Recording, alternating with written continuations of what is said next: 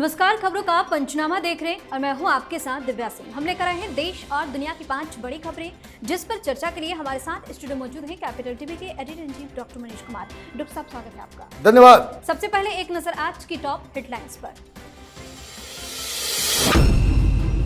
भारतीय सेना ने वीडियो जारी कर किया बड़ा खुलासा। पाक आर्मी ने गोल्डन टेम्पल पर दागी ड्रोन और मिसाइलें, हमारे एयर डिफेंस सिस्टम ने मार गिराया। राहुल गांधी ने ऑपरेशन सिंदूर पर फिर पूछे सवाल, बोले विदेश मंत्री जयशंकर की चुप्पी खतरनाक, हमने कितने लड़ाकू विमान खोए। पाकिस्तान की पोल खोलने वाले सांसदों के डेलीगेशन में शामिल नहीं होंगे यूसुफ पठान।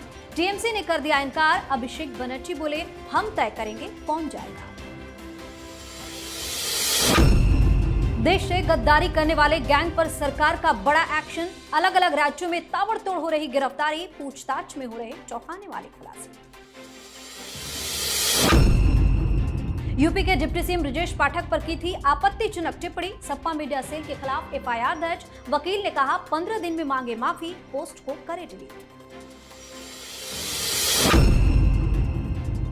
ऑपरेशन सिंदूर के तहत एयर स्ट्राइक के बाद पाकिस्तानी सेना ने पंजाब में अमृतसर स्थित गोल्डन टेम्पल को निशाना बनाने की कोशिश की थी। इसका खुलासा भारतीय सेना की तरफ से किया गया है। भारतीय सेना ने कहा है कि पाकिस्तान ने अमृतसर के गोल्डन टेम्पल पर निशाना बनाकर मिसाइल दागी थी। इसे भारतीय एयर डिफेंस ने नाकाम कर दिया था। सेना के जवानों ने पंजाब में मार गिराए गए पाकिस्तानी ड्रोन और मिसाइल का मलबा भी दिखाया। ऑपरेशन सिंदूर को लेकर भारतीय सेना ने एक और नया वीडियो जारी किया। इसमें सेना ने दिखाया कि पाकिस्तान की तरफ से दागे गए ड्रोन को कैसे मार गिराया गया। वेस्टर्न कमांड ने वीडियो पोस्ट करते हुए लिखा, हमने जमीन से आसमान की रक्षा की। एक बार फिर से बड़ा खुलासा किया है सेना ने। देखिए, बड़ा ही खतरनाक किस्म का टारगेट इन्होंने बना लिया था।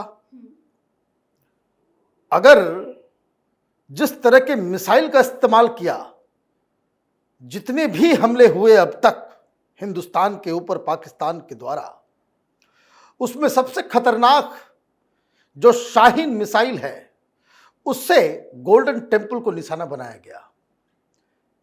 शाहीन न्यूक्लियर वॉरहेड लेकर के चल सकता है, यह काबिलियत है उसकी। फ्रंट लाइन मिसाइल है पाकिस्तान की, और थैंकफुली हमने उसे इंटरसेप्ट कर लिया, रास्ते में ही खत्म कर दिया। दर्जनों ड्रोन वो गोल्डन टेम्पल के ऊपर निशाना बनाने के लिए पाकिस्तान के द्वारा भेजा गया, उसे भी हमने मार गिराया। पाकिस्तान की नीयत क्या थी, मनसा क्या है कि आप गोल्डन टेम्पल के ऊपर हमला कर दो और उसके बाद देश के अंदर में एक अलग किस्म की राजनीति शुरू हो जाएगी। ये तो पूछना चाहिए उन खालिस्तानियों से जो पाकिस्तान के पैसे पे पलते हैं नौकरों की तरह। ये कहां है पन्नू? उनको पकड़ना चाहिए, तमाम सिख धर्म के लोगों को, कि तुमने पाकिस्तान की दलाली शुरू की। युद्ध शुरू होने से पहले कहा कि हिंदुस्तान में कोई भी सिख जो है भारतीय सेना के साथ मिलकर लड़ेगा नहीं, हम पाकिस्तान के साथ मिलकर हिंदुस्तान पे हमला करेंगे। क्या निशाना बनाया तुम्हारे आकाओं ने? तो इस तरह के कुकृत्य से ये पन्नू जैसे दलाल, खालिस्तानियों और तमाम उस तरह के उपद्रव तत्वों को एक सीख लेनी चाहिए। पाकिस्तान का असली चरित्र क्या है, उनका चेहरा क्या है, और हिंदुस्तान में मौजूद या दुनिया भर में मौजूद सिख समुदाय के लोगों को इस तरह के एलिमेंट से दूरी बनाने की आवश्यकता है। जी, वहीं ऑपरेशन सिंदूर को लेकर भारत सरकार एक और कूटनीतिक मिशन की तैयारी कर रही है, ताकि आतंकवाद पर पाकिस्तान की पोल पट्टी दुनिया के सामने खोली जाए। वहीं विपक्षी दल कांग्रेस की ओर से सरकार पर हमले तेज कर दिए गए हैं। कांग्रेस सांसद राहुल गांधी ने विदेश मंत्री एस जयशंकर के कथित वीडियो को लेकर फिर सवाल उठाए हैं। राहुल गांधी ने ट्वीट कर लिखा, विदेश मंत्री जयशंकर की खामोशी ये बता रही है ये घातक है, इसलिए मैं फिर से पूछूंगा, पाकिस्तान को हमले की पहले से जानकारी होने के कारण हमने कितने लड़ाकू विमान खोए? क्या ये चूक नहीं थी? यह एक गुनाह था और देश को सच्चाई जानने का हक है। बार बार इस तरह के सवाल पूछ के क्या साबित करना चाहते हैं? देखिए, जयशंकर साहब राहुल गांधी की तरफ बेरोजगार नहीं है। वो यूएन में भाषण देकर के आए, 3 देशों की यात्रा पे है, जिनके पास कोई काम नहीं होता है वो सवेरे सवेरे एक ट्वीट कर देता है और दिन भर क्या करता है देश को मालूम नहीं होता। अब ये जो सवाल पूछा जा रहा है, राहुल गांधी का ट्वीट पाकिस्तान के तमाम मीडिया टीवी चैनलों पे हेडलाइन चल रहा है। पाकिस्तान ने ये प्रोपेगेंडा फैलाया कि हमने बहुत सारे राफाल को मार गिराया। ये पाकिस्तान ने प्रोपेगेंडा किया। दुनिया भर के जर्नलिस्ट, दुनिया भर के मीडिया हाउसेस ने पाकिस्तान से सवाल किया। उनके पास एक ही जवाब है कि सोशल मीडिया आज के ज़माने में हमने जहाँ जहाँ बम मारे, जहाँ जहाँ उसका मलबा गिरा, जहाँ जहाँ हमने वो सारी चीज़ें, वो तो आजकल छिपाया नहीं जा सकता। आजकल ये छिप नहीं सकता। पाकिस्तान कितना भी कहता रहा कि भाई हमारा सब कुछ ठीक है, लेकिन हमने सैटेलाइट पिक्चर निकाल के दे दिया। तो सवाल बहुत ही सिंपल है, राहुल गांधी वो क्या साबित करना चाह रहे हैं? पाकिस्तान की तरफ से ये बैटिंग कर रहे हैं। ये जो बार बार हम लोग कहते हैं कि कांग्रेस पार्टी प्रधानमंत्री मोदी की घृणा में उनका विरोध करते करते करते करते ये लोग देश के खिलाफ खड़े हो गए हैं, देशद्रोही बन गए हैं।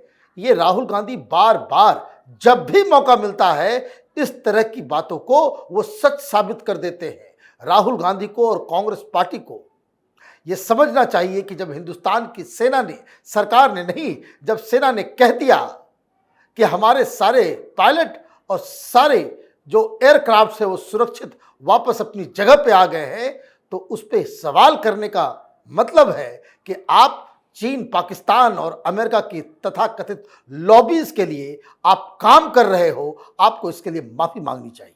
जी। ऑपरेशन सिंदूर के बाद केंद्र सरकार ने 7 डेलीगेशन गठित किए हैं। इनमें अलग अलग पार्टियों के 51 सांसदों के नाम शामिल है। यह प्रतिनिधि दल दुनिया के 33 देशों का दौरा करते हुए पाकिस्तान की पोल पट्टी खोलेंगे। इस लिस्ट में टीएमसी के सांसद यूसुफ पठान का नाम भी शामिल था। हालांकि टीएमसी ने अपने सांसद को भेजने से मना कर दिया है और यूसुफ पठान का नाम वापस ले लिया है। टीएमसी नेता अभिषेक बनर्जी ने कहा है कि अगर केंद्र सरकार राष्ट्रीय हित में कोई फैसला लेती है तो टीएमसी उसका समर्थन करेगी। उन्होंने साफ किया कि प्रतिनिधि मंडल में कौन जाएगा ये फैसला हर पार्टी खुद लेगी, ना कि केंद्र सरकार। वहीं कांग्रेस का कहना है कि सरकार अपनी मर्जी से सदस्यों का नाम तय नहीं कर सकती। डेलीगेशन पर इतना विवाद क्यों ये लोग मचा रहे हैं? देखिए, डेलीगेशन जा रहा है, सरकार ने जो नाम तय किए वही लोग जाएंगे। आपके छटपटाने से, बौखलाने से, बिलबिलाने से कोई फर्क नहीं पड़ता। पहली चीज तो ये, टीम सरकार भेज रही है तो टीम सिलेक्ट करने का अधिकार भी सरकार का ही है। रही बात पॉलिटिकल पार्टीज की, तो पॉलिटिकल पार्टीज तो कुछ भी किसी का भी नाम दे देगी, आपको भेज दिया जाएगा। भाई, कांग्रेस पार्टी में 10 ऐसे लोग हैं जिन्होंने यह कह दिया कि आतंकवादी घटना जो है वो सिक्योरिटी लैप्स की वजह से हुई। कुछ लोग तो इतना आगे बढ़ के कह गए कि भाई मल्लिकार्जुन खड़गे ने क्या कहा कि प्रधानमंत्री मोदी को पहले से मालूम था कि पहलगाम होने वाला है। यह ठीक उसी तरीके से कि पुलवामा भारत की सरकार ने ही करा दिया। ये लोग अपनी ही बात को सुनते नहीं है कि इनके मुंह से क्या निकलता है। अब ये कोई बता दे कि ये जो लोगों के नाम आपने दिए, चलिए भाई कांग्रेस पार्टी करेगी, आप तय करोगे। भाई गोगोई के ऊपर कोई जवाब देगा कोई? गोगोई की पत्नी पाकिस्तान के लिए काम कर रही थी, वहां की एजेंसी के लिए काम कर रही थी और वो मुख्यमंत्री के घर में रह रही थी, सैलरी पाकिस्तान से आ रहा था। ये वहां के मुख्यमंत्री कह रहे हैं। मुख्यमंत्री ये भी कह रहे हैं कि वहां के आईएसआई के इनविटेशन के ऊपर, विदेश मंत्रालय नहीं, वहां के गृह मंत्रालय के इनविटेशन पे गोगोई पाकिस्तान गया था। आपके तो ऐसे ऐसे नेता हैं जो पाकिस्तान में जाकर के कहते हैं कि हमारी मदद कीजिए मोदी को हटाने के लिए। उन लोगों के नाम दे दे, वो जाएंगे? वो जाएंगे क्या? अजीब कहानी है। दिक्कत क्या है कि पाकिस्तान की बात आते ही ये जो मुस्लिम वोट के लिए नाचने वाले लोग, मुस्लिम वोट के लिए गिड़गिड़ाने वाली पार्टियां, जिनकी पूरी राजनीति मुस्लिम वोटों से चलती है, उनको यह लगता है कि पाकिस्तान के खिलाफ कोई भी एक्शन, भाई अभी तक तो हमने नहीं सुना कि पाकिस्तान को अच्छा ठोका, इन आतंकवादियों ने हिंदुओं को टारगेट किया। राहुल गांधी ने कहा क्या कि हिंदुओं को चिन्हित करके मारा गया? नहीं। ममता बनर्जी ने कहा क्या? नहीं। अखिलेश यादव ने कहा क्या? नहीं। क्यों? इन लोगों की घटिया राजनीति, इनकी घटिया मानसिकता से शुरू होती है, और इसलिए हिंदुस्तान जब भी कोई अच्छा काम करता है उसमें ये लोग विघ्न डालने का काम करते हैं। ये पुरानी इनकी रीत है। देखिए, वो महाराष्ट्र का वो यूबीटी का स्पोक्स पर्सन संजय राउत, वो कह रहा है तमाशा हो रहा है, नौटंकी हो रहा है। अरे तुम्हारी ही पार्टी के लोग जा रहे हैं नौटंकी करने के लिए क्या? प्रियंका चतुर्वेदी तो जा रही है, उसका नाम है, आपका नाम नहीं आया तो आपको खलबली लग रही है। तो देखिए, बहुत ही सिंपल है। हिंदुस्तान का विपक्ष जो है वो इतना निगेटिव हो गया है, इतना निगेटिव हो गया है, सिर्फ मुस्लिम वोटों के चक्कर में, सिर्फ मुस्लिम वोटों के चक्कर में ये लोग देश का बंटवारा करने पे आमदा है। यकीन मान लीजिए, लोग बोलते नहीं हैं, लिहाज करते हैं, लेकिन हकीकत ये है, जिस तरीके से इन लोगों ने राजनीति अपनी चलाई है, ये देश के लिए बड़ा खतरनाक है। जी, एक तरफ पहलगाम हमले के बाद भारतीय सेना ने आतंकियों के खिलाफ ऑपरेशन सिंदूर शुरू किया, तो दूसरी तरफ देश के अंदर छिपे गद्दार गैंग पर भी सरकार तगड़ा एक्शन ले रही है। इस बीच देश के अलग अलग राज्यों से पुलिस ने पाकिस्तान के लिए जासूसी करने के आरोप में कई गद्दारों को गिरफ्तार किया है। पाकिस्तान के लिए जासूसी के आरोप में हरियाणा से 4 तो पंजाब से 5 जासूसों को दबोचा गया है। इतना ही नहीं, यूपी से भी 2 की गिरफ्तारी हुई है, और कमाल की बात यह है कि हर रोज ये आंकड़ा तेजी से बढ़ता जा रहा है। इतना ही नहीं, इनकी गिरफ्तारी के बाद पूछताछ में कई चौंकाने वाले खुलासे भी हो रहे हैं। जिस तरीके का एक्शन गद्दार गैंग पे देखने को मिल रहा है, कितना जरूरी था ये? देखिए, कितना जरूरी नहीं, पहला तो मैं ये कहूंगा कि हिंदुस्तान की सरकार को एक कानून बनाना चाहिए।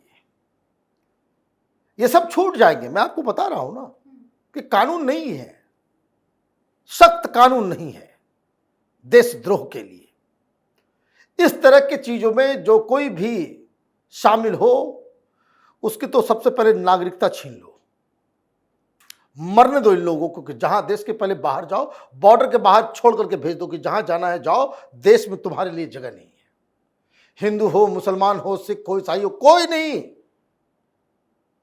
कोई नहीं। अब देखिए, वो यूट्यूबर, उसके तो ऐसे ऐसे कारनामे सामने आ रहे हैं, बोलते भी शर्म आ रही है। गरीब परिवार से फादर जो है वो एक कारपेंटर, बढ़ई का काम करने वाले, चाइना जा रही है एग्जीक्यूटिव क्लास में बैठ के। कौन दे रहा है पैसा? कहां से आ रहा है पैसा? ये ब्लॉग बनाने से पहले 20,000 रुपए की नौकरी कर रही थी और अचानक से इतनी हाई फ्लाइंग हो गई कि मरियम नवाज उसको इंटरव्यू देने लग गई। भाई, अर्नब गोस्वामी को इंटरव्यू ना दे, बड़े बड़े पत्रकार टेलीविजन चल के, इंडियन टेलीविजन मीडिया वालों को कोई इंटरव्यू ना दे, मरियम तक तुमको पहुंचाया किसने? किसने पहुंचाया मरियम तक तुमको? और देखिए, पहलगाम के बाद पाकिस्तान के खिलाफ एम्बेसी के बाहर लोग जमा थे, प्रोटेस्ट कर रहे थे, और एक शख्स पहलगाम के घटना को सेलिब्रेट करने के लिए वो केक लेकर के जा रहा है कि पाकिस्तान के एम्बेसी में सेलिब्रेट किया जाएगा, हमने बहुत बड़ा काम किया है। और जो शख्स लेकर के जा रहा है वही दानिश है, वही इसका यार है। उसी के साथ ये पूरी दुनिया, पूरे पाकिस्तान 3-4 बार वो गई। अभी तो कनेक्शन और भी निकलेंगे। क्यों? पाकिस्तान जाने से पहले वहां क्या, कहां गई थी? किसी को याद है? पाकिस्तान जाने से पहले वो केरल गई थी। कहां गई थी केरल में? कुन्नूर गई थी, जहां पीएफआई, उन इलाकों में गई जहां पीएफआई, आईएसआई, माओइस्ट, सारे के सारे लोग वहां पे अपना ऑपरेशन चलाते हैं। जिस इलाके से सबसे ज्यादा आईएसआईएस के लिए आतंकवादी रिक्रूट होकर के गए केरल से, वहां गई, वीडियो नहीं बनाया, उसके बारे में बताया नहीं कि किस इलाके में गई। और वहां से आने के बाद वो पाकिस्तान जाती है। पाकिस्तान से आने के बाद वो चाइना जाती है, वहां से लौटने के बाद नेपाल जाती है। ये केरल का वो इलाका, पाकिस्तान, चाइना, नेपाल, ये तो अपने आप में पूरी कहानी कंप्लीट हो रही है। लेकिन इस देश का कानून लुंज-पुंज है, इतना लुंज-पुंज है, ये सब छूट जाएंगे। यथाशीघ्र सरकार को देशद्रोह के ऊपर इस तरह का कानून बनाना चाहिए कि देश निकाला तो करो ही करो, अगर देश में बच गया तो जीवन भर सलाखों से बाहर ना निकले, ये इंश्योर करना चाहिए। और मैं तो एक बात और कहूंगा कि अगर ये गद्दारी करता हुआ कोई हिंदू पकड़ा जाता है, उसकी सजा ट्रिपल होनी चाहिए, ट्रिपल होनी चाहिए। और ऐसे लोगों को तो पहले कुछ एग्जाम्पल सरकार को पेश करना चाहिए। सबको उठाइए और बॉर्डर के पास ले जाकर के धक्के मार के पाकिस्तान भेज दीजिए और जीने दीजिए इन लोगों को जिल्लत की जिंदगी। ये सब देश के लिए जो है ना भार है, भार।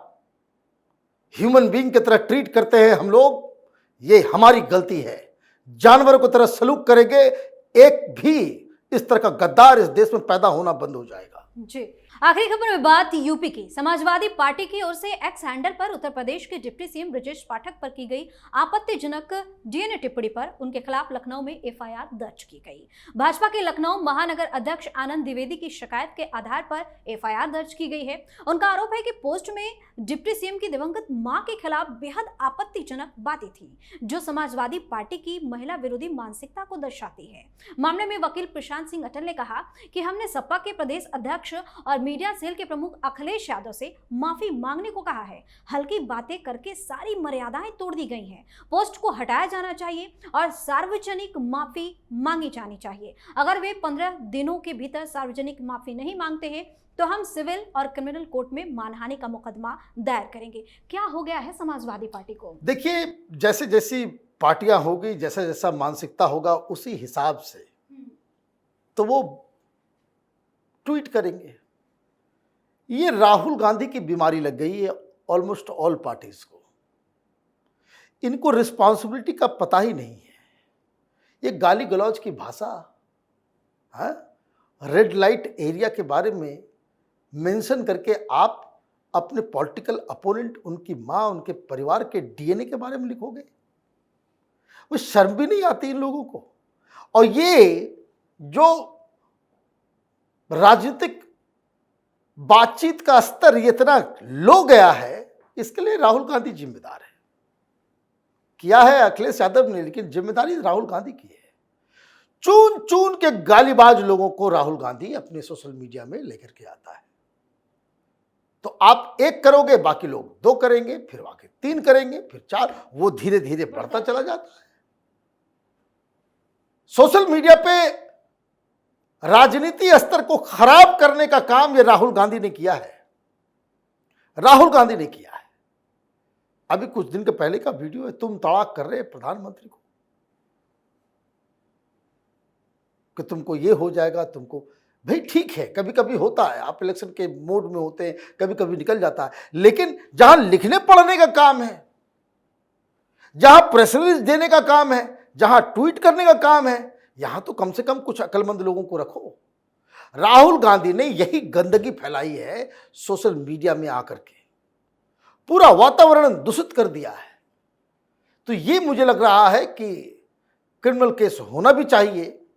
जो लोग इसमें शामिल हैं उनके खिलाफ अखिलेश यादव अगर कार्रवाई करते हैं तब तो उनका 7 खून माफ है, और अगर नहीं करते हैं तो ये माना जाएगा कि आप भी राहुल गांधी की तरह गाली गलौज करने वाले नेताओं को समर्थन करते हैं, उनको प्रमोट करते हैं। जो वाकया हुआ है बहुत ही शर्मनाक है, और डिप्टी चीफ मिनिस्टर साहब को कोर्ट का दरवाजा जरूर खटखटाना चाहिए। और आप सरकार में हो, पुलिस वाले को भेजो, लेकर के आओ पकड़ के। कोई पॉलिटिकल वर्कर है, इसका मतलब ये नहीं कि सामाजिक मर्यादा को कोई तोड़ देगा। तो ये सारी चीज़ें मुझे लगता है कि ये सब जो है, जो राजनीति में नए कीर्तिमान स्थापित विपक्ष कर रहा है, देश के खिलाफ बोल के, पाकिस्तान के फेवर में बोल के, आतंकवाद के फेवर में बोल के, और अब इस तरह की भाषा बोल के वो अपने आप को ही ये लोग एक्सपोज कर रहे हैं। जी, बहुत बहुत धन्यवाद सर तमाम जानकारी के लिए। धन्यवाद। खबरों का पंचनामा में आज के लिए इतना ही। देश और विदेश की बाकी खबरों और उनके सटीक एनालिसिस के लिए देखते रहिए कैपिटल टीवी। हमें लाइक कीजिए, शेयर कीजिए और हाँ, कैपिटल टीवी को सब्सक्राइब करना बिल्कुल ना भूलें। धन्यवाद।